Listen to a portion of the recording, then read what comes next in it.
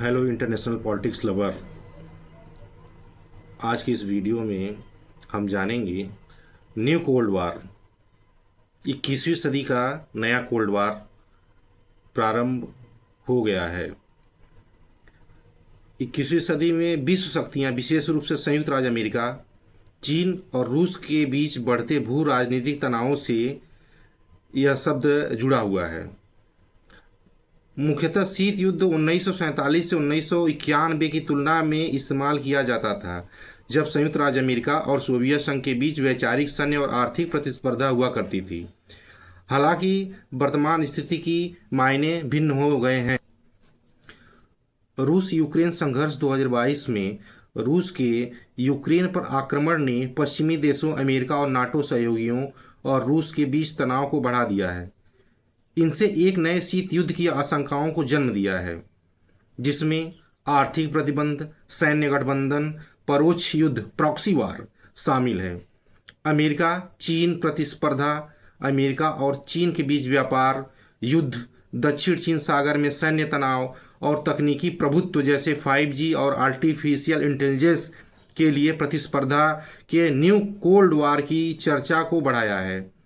2025 में अमेरिकी रक्षा सचिव ने ताइवान पर चीन के संभावित सैन्य कदमों को आसन्न बताया, जिससे तनाव और बढ़ गया।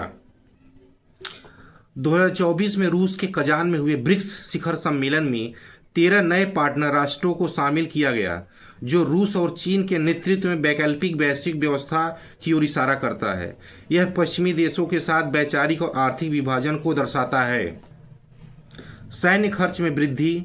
वैश्विक सैन्य खर्च शीत युद्ध के बाद उच्चतम स्तर पर है। विशेष रूप से रूस यूक्रेन युद्ध के बाद नाटो देश अपने जीडीपी का 2% से अधिक रक्षा पर खर्च कर रहे हैं, जबकि रूस और चीन अपनी सैन्य क्षमताओं का आधुनिकीकरण कर रहे हैं। आर्थिक और तकनीकी युद्ध।